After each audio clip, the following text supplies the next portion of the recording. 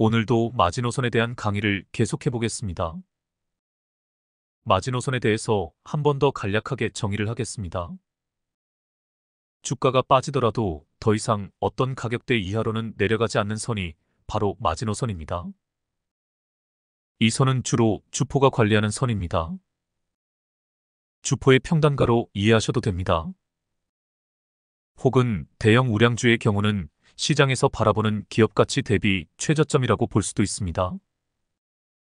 시황에 따라 이 마지노선도 변합니다. 큰 시세가 한번 나오고 크게 조정을 받은 후 새로운 마지노선에서 주가가 지지되고 반등하는 경우가 많습니다. 이때 마지노선은 이전 마지노선에 비해 저점을 높여 가격대가 상승한 것을 볼 수 있습니다. 마지노선을 결정하는 것은 이중 바닥 내지 삼중 바닥입니다. 이중 바닥 후에 반등을 시작하는 경우도 있고 다시 한 번 더 조정을 받고 삼중 바닥을 찍고 상승을 시작하는 경우도 있습니다. 최저점을 찾을 때 이중 바닥과 삼중 바닥을 확인하는 것이 가장 좋습니다. 물론 V자 반등처럼 예외 상황도 발생을 합니다. V자 반등의 경우에는 최저점에서 조정을 받는 것이 아니라 쭉 치고 가다가 위에 저항 라인에서 조정을 받습니다. 그래서 바닥을 다지고 상승을 하는가 아니면 급반등을 하고 위에서 조정을 받는가를 잘 구분할 줄 알아야 합니다. 차트로 가보겠습니다. 뉴스를 하나 보고 가겠습니다. 앵커님 나오세요. 요즘 보톡스 열풍이 심상치 않다. 과거 주로 연예인이 하는 시술이었다면 요즘은 일반인에도 익숙하고 어렵지 않은 대상이 됐다. 그리고 이젠 감추지도 않는 추세다. 그만큼 보톡스에 대한 인식이 변했다는 방증이다. 제약사들도 내심 반기는 추세다. 보톡스는 이윤이 많이 남는다. 각종 법적 분쟁 속에서도 제약사들이 오히려 보톡스 시장에 뛰어드는 이유다. 보톡스는 정확히 보툴리눔 톡신제제를 말한다. 보톡스는 미국 회사 엘러간이 개발한 제품으로 가장 유명한 제품이 대명사가 된 경우다. 보톡스는 이제 일반인에게도 친숙한 이름이 됐다. 강남 성형외과와 피부과가 질비한 거리가 아니더라도 동네 어디서나 쉽게 찾아볼 수 있는 이름이다. 이는 그만큼 많은 사람이 보톡스 시술을 하고 있다는 것을 의미한다. 40대 주부 A씨는 30대 후반부터 주름살이 생기면서 외모에 대한 자신감이 줄었다며 고민하다가 몇 년 전 처음 시술을 했는데 너무 만족한다. 6개월마다 맞고 있다고 말했다. 보톡스 사업을 하는 회사들도 큰 이익을 보고 있다. 톡신을 주사업으로 하고 있는 휴젤 반기보고서에 따르면 휴젤은 상반기 1697억 원 매출에 663억 원의 영업이익을 올렸다. 단기순이익도 597억 원을 기록했다. 영업이익률은 39%에 달한다. 이는 증권시장에 상장된 제약바이오 기업 중 가장 높은 영업이익률에 해당한다. 휴젤 실적은 영업이익률이 높은 것으로 잘 알려진 삼성바이오로직스의 영업이익률 37.6%보다 높다. 또 다른 톡신 기업 파마리서치도 574억 원의 영업이익을 올리며 36%가 넘는 이익률을 기록했다. 이는 보툴리눔 톡신제제 특성상 처음 제품 원료가 되는 균주만 확보하면 이 균주를 계속 배양하면서 제품화가 가능해 원가를 크게 줄일 수 있기 때문이다. 업계 관계자는 최초 균주만 확보하면 꾸준히 제품 생산이 가능한 것이 보툴리눔 톡신제제라며 이에 30에서 40%의 높은 영업이익률을 올릴 수 있어 회사로서는 큰 도움이 되는 효자 상품이라고 말했다. 이런 이유로 매년 보툴리눔 톡신제제 시장은 성장을 이어가고 있다. 식품의약품안전처의 보툴리눔 톡신제제 생산실적 자료에 따르면 지난해 국내 기업들의 보툴리눔 톡신제제 생산실적은 5,760억 원으로 사상 최대치를 기록했다. 이는 전년보다 28.5% 증가한 수치다. 2021년 3,100억 원과 비교하면 85%가 증가한 것이고 지난 2019년 1,985억 원과 비교하면 3배 가까이 증가했다. 국내 보툴리눔 톡신제제 시장은 대웅제약, 휴젤, 메디톡스가 상강체제를 갖추고 있다.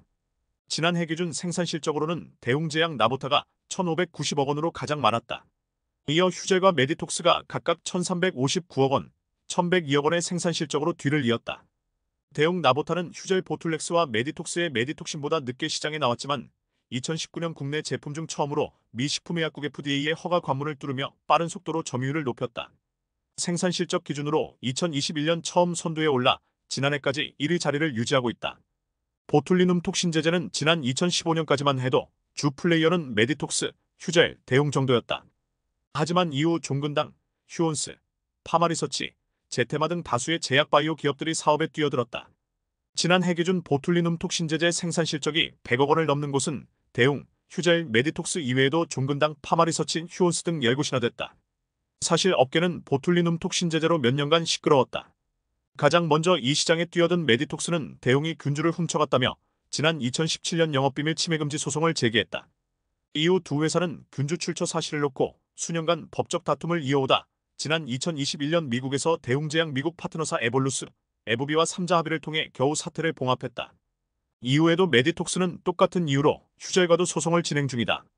보툴리눔 톡신 제재가 식약처 행정처분을 받는 일도 잇따라 있었다. 지난 2020년 식약처는 메디톡스 3개 제품이 식약처의 국가 출하 승인을 받지 않고 판매했다며 허가 취소 처분을 내렸다. 하지만 메디톡스는 이에 불복해 행정처분 집행정지 소송을 제기했고 1심과 2심에서 모두 승소했다. 식약처는 2021년에는 휴젤과 파마리서치 제품들도 같은 이유로 허가 취소 처분을 내렸다. 휴젤과 파마리서치 포함해 식약처의 행정처분이 내려진 회사는 17곳이나 된다.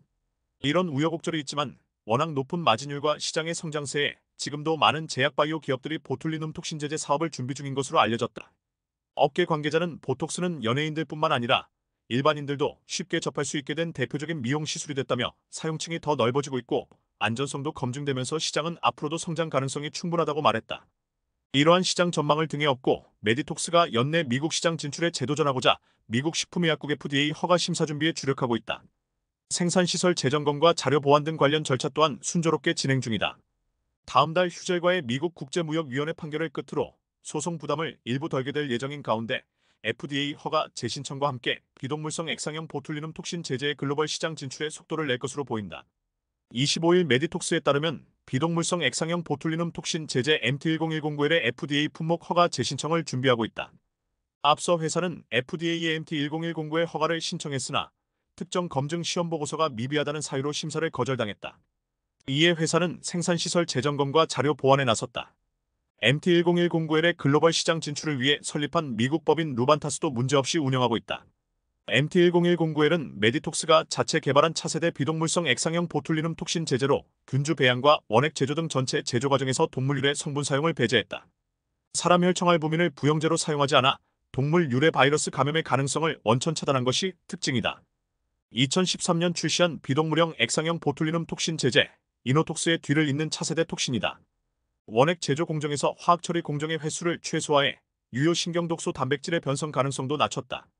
해당 제재는 2013년 최초로 보톡스를 만든 미국의 제약바이오 기업 엘러간의 기술이 전됐으나 엘러간을 인수한 에브비가 이를 2021년 기술 반환하면서 메디톡스가 직접 미국 진출 도전에 나섰다. 메디톡스는 미국 외에 중국, 일본, 중동 국가 진출도 준비하고 있다.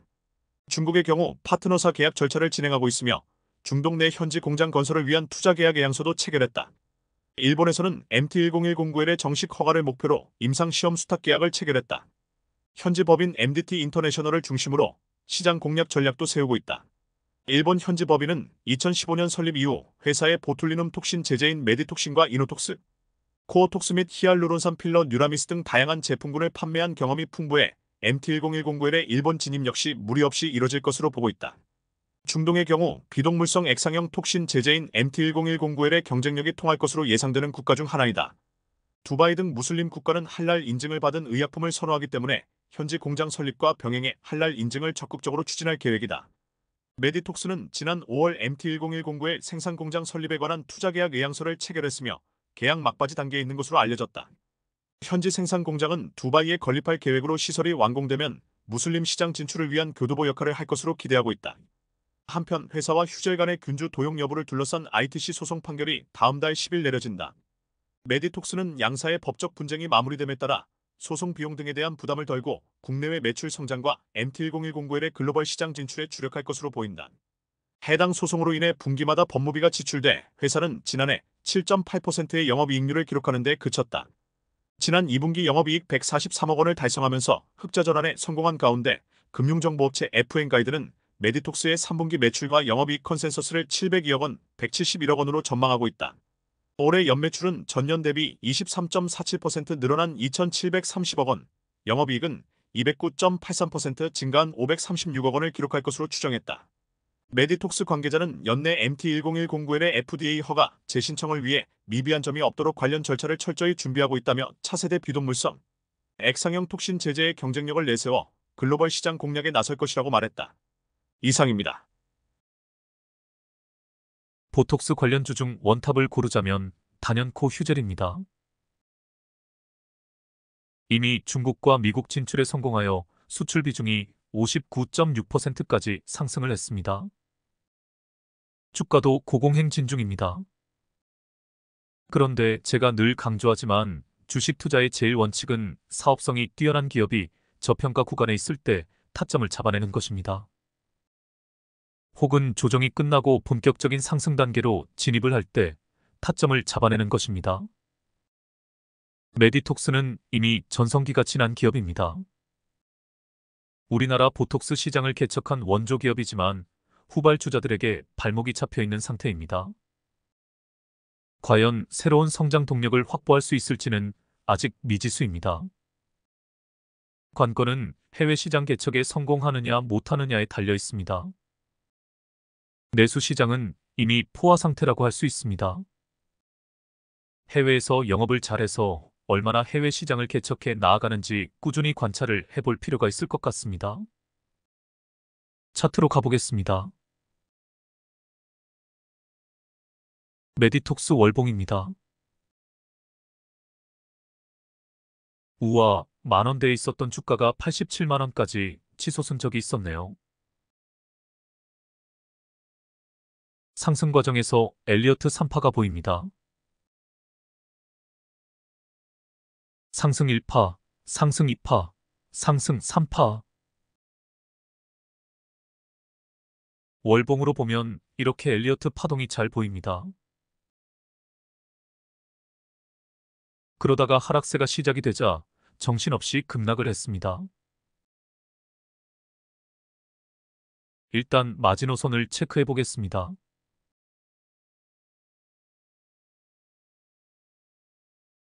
월봉상에서도 확실하게 마지노선을 지켜주며 주가가 반등을 했습니다.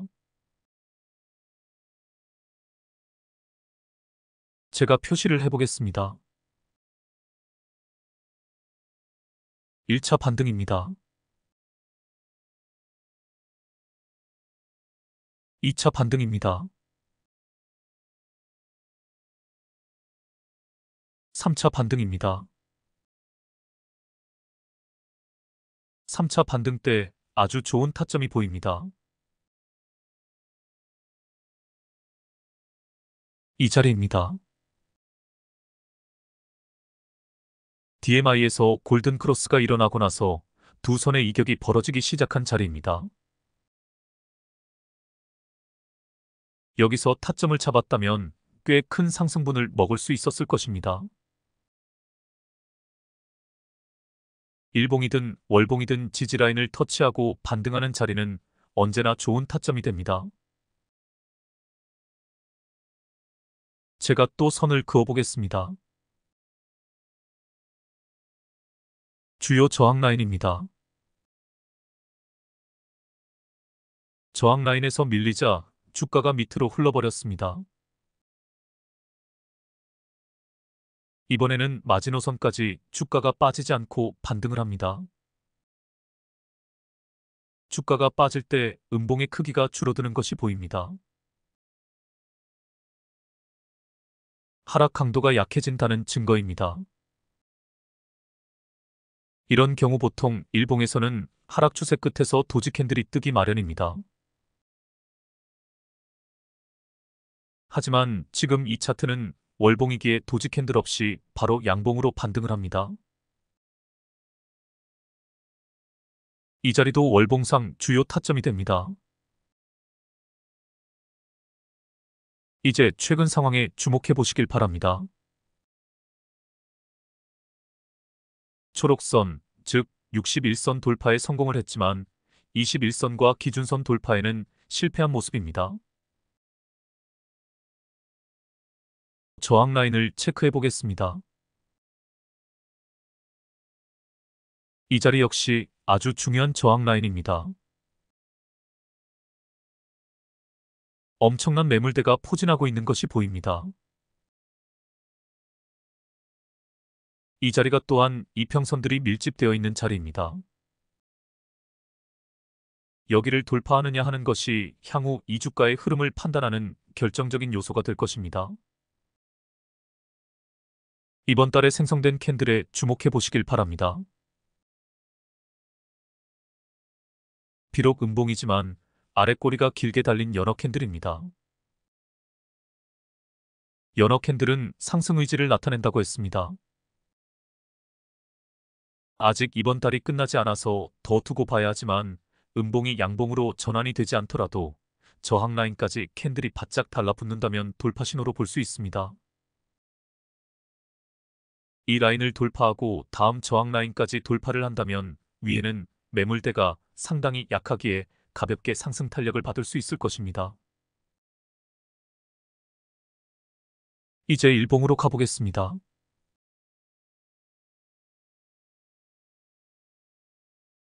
일봉상에서도 확실하게 마지노선이 보입니다. 제가 표시를 해보겠습니다. 3중 바닥을 찍고 상승한 것이 보입니다. 다시 한번 강조하지만 3중 바닥 후에 마지노선의 저점이 깨어지지 않는다는 것을 꼭 기억해 두시길 바랍니다. 3중 바닥을 찾아내는 검색식을 만들고 싶은데 제 머리로는 도저히 방법을 찾을 수가 없습니다. 검색식 고수분들이 연구해 주시면 고맙겠습니다.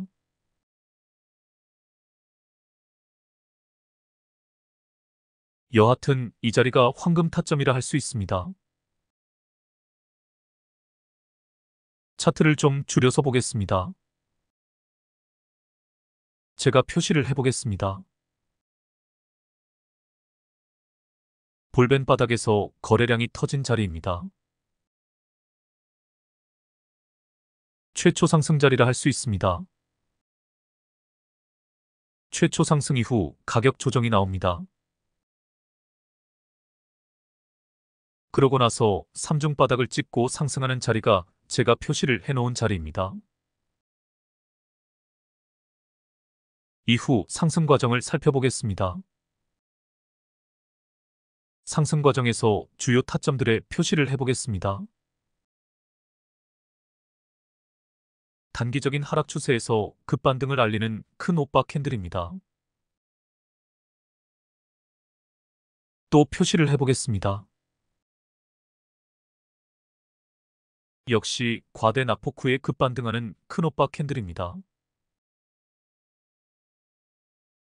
이 자리가 구름대 첫 돌파 이후 구름대를 터치하고 반등하는 자리이기도 합니다. 또 표시를 해보겠습니다. 역시 하락 추세 끝에서 급반등을 알리는 큰 오빠 캔들입니다. 거래량에 주목해 보시길 바랍니다.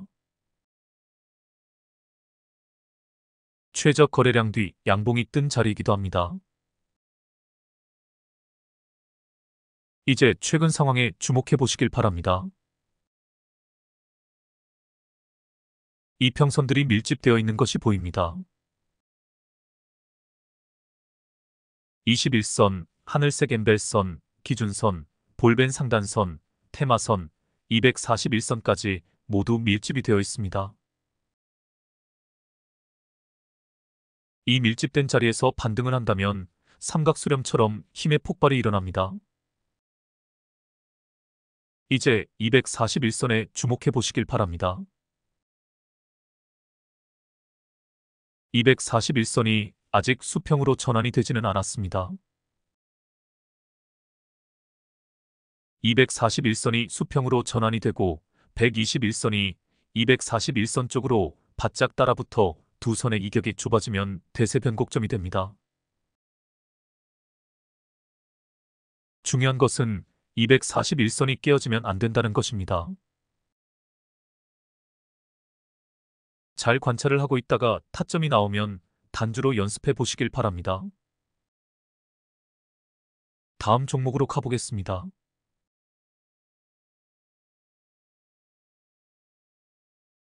대웅 월봉입니다. 아, 뉴스를 하나 보고 가겠습니다. 앵커님 나오세요.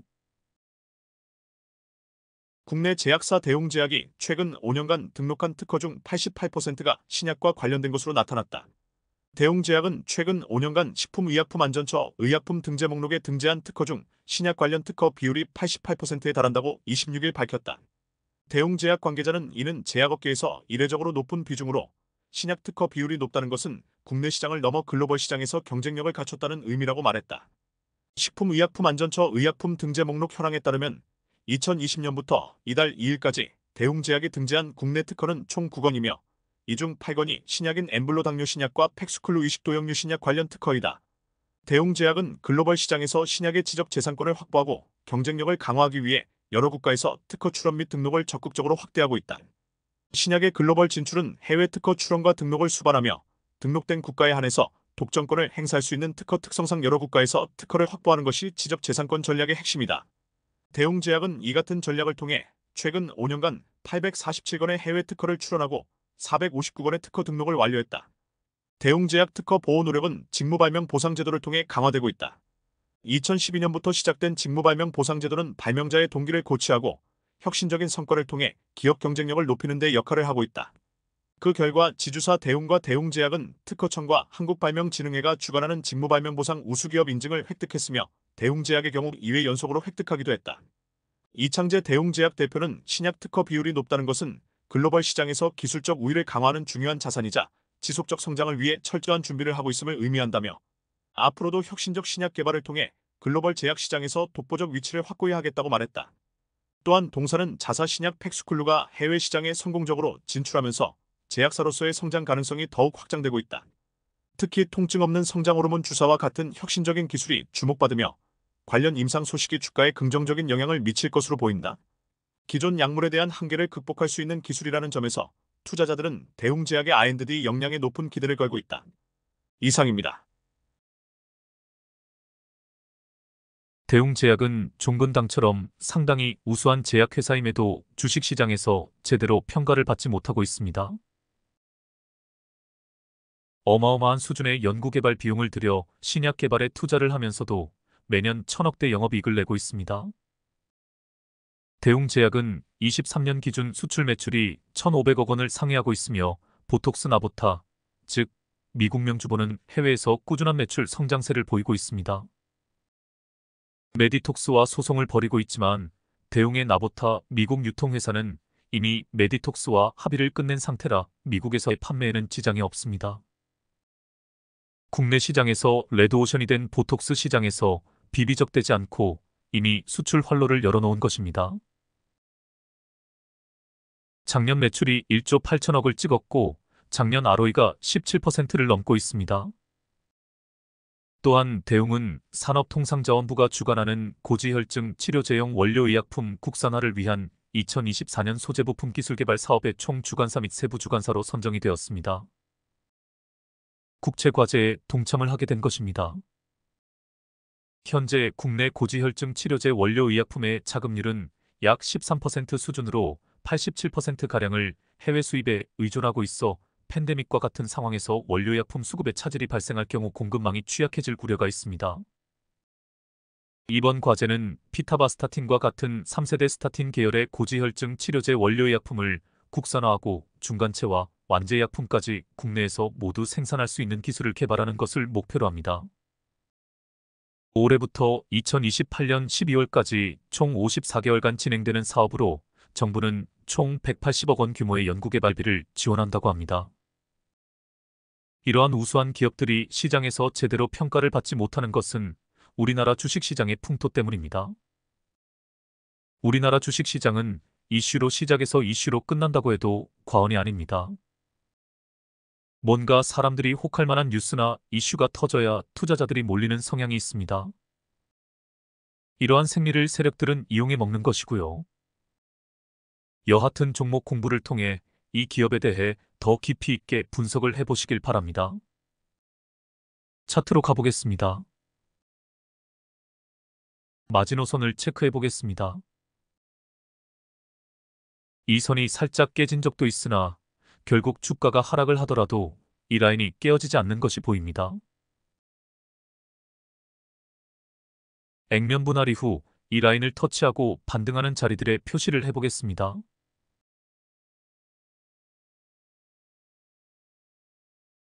이런 자리에서 타점을 잡아내는 것이 마지노선 매매법입니다. 더 이상 주가가 빠지지 않는 자리가 마지노선입니다. 바닥권 최저점에서 타점을 잡아내는 매매법이라 할 수 있습니다. 마지노선을 확인할 때 월봉도 꼭 같이 참조해 보시길 바랍니다. 이제 최근 상황에 주목해 보시길 바랍니다. 저점이 높아진 것이 보입니다.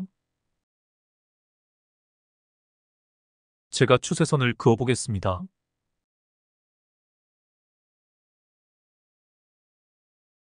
추세가 전환이 되어 우상향을 하고 있으며 삼각수렴의 자리가 나올 것이 예상되어집니다. 만일 추세선 상단을 돌파하면 새로운 추세가 형성이 되어집니다. 이 부분은 일봉에서 자세히 검토를 해보겠습니다. 이제 거래량에 주목해 보시길 바랍니다. 앞에서 대량 거래량이 한번 발생을 한 것이 보입니다. 세력이 한번 작업을 했다는 증거입니다.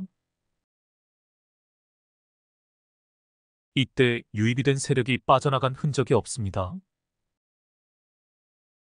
이 새끼도 타이밍을 기다리는 중입니다. 이슈나 테마를 기다리고 있는 것으로 보입니다. 그런데 잠잠하던 거래량이 최근에 불쑥 솟은 것이 보입니다. 주포놈이 움직였다는 신호입니다. 최근 주가의 흐름을 보면 쌍바닥을 찍고 상승 중입니다. 지금 저항 라인에서 다소 밀리고 있는 모습입니다. 일봉으로 가보겠습니다. 차트를 좀 줄여서 보겠습니다. 이렇게 보니 느낌이 좀 다르네요. 이 자리에 주목해 보시길 바랍니다. 이것이 V자 반등입니다. 바닥을 다지지 않고 급반등을 한 것이라 볼 수 있습니다.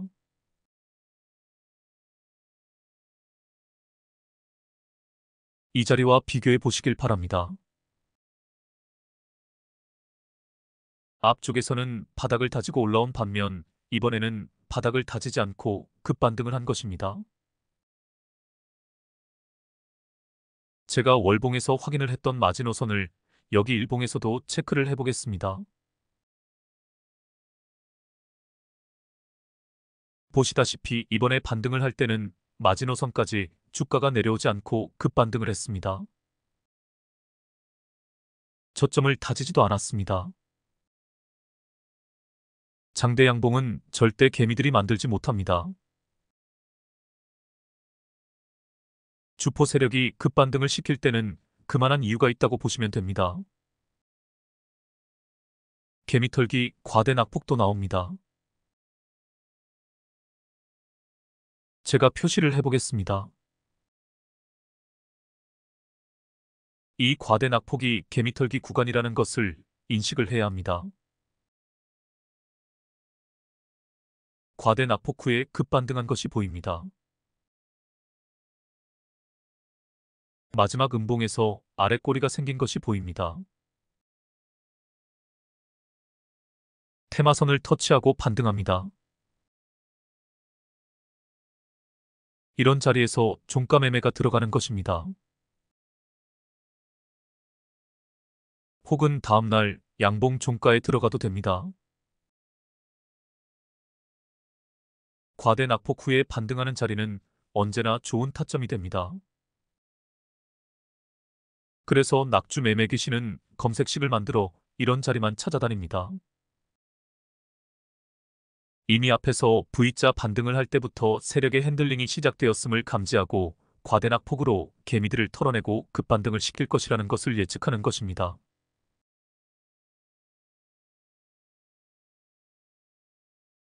고수가 되기 위해서는 이런 자리에서 타점을 잡아낼 줄 알아야 합니다.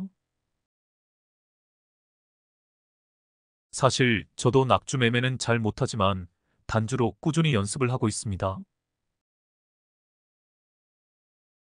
이제 최근 상황에 주목해 보시길 바랍니다. 단기 조정이 나왔습니다. 저항에서 밀리고 있는 모습입니다. 제가 저항 라인을 확인해 보겠습니다. 앞에서도 한 번 이 라인에서 밀렸고 이번에도 두 번이나 이 라인에서 밀렸습니다.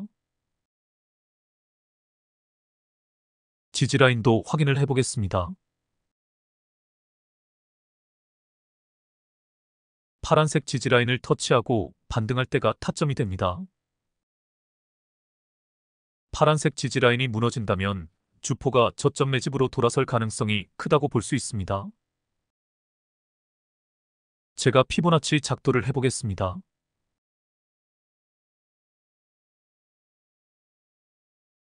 지금 캔들이 0.236 라인에 걸려 있습니다. 어느 라인에서 반등을 시작할지 저도 모릅니다. 0.236 라인이 깨어지면 0.382 라인에서 반등을 하는지 잘 살펴보아야 합니다. 0.382 라인이 깨어지면 0.5 라인에서 반등을 하는지 잘 살펴보아야 합니다. 0.5 라인이 깨어지면 0.618 라인에서 반등을 시작하는지 잘 살펴보아야 합니다. 지금 쌍봉을 찍고 내려오고 있기에 섣불리 판단하면 안 됩니다. 충분히 기다려야 합니다. 잘 관찰해 보시길 바랍니다. 오늘은 이것으로 마치겠습니다. 오늘은 마지노선에서 바닥을 다지고 상승하는 경우와 바닥을 다지지 않고 급반등하는 경우를 비교해 보았습니다. 급반등하는 경우는 전조 현상이 없기에 타점을 잡아내기 쉽지 않습니다. 대신 반등 이후 과대 낙폭과 같은 개미털기 구간이 나오면 그때 타점을 잡아내면 됩니다. 제가 늘 말하지만 주식은 주포와의 머리싸움입니다.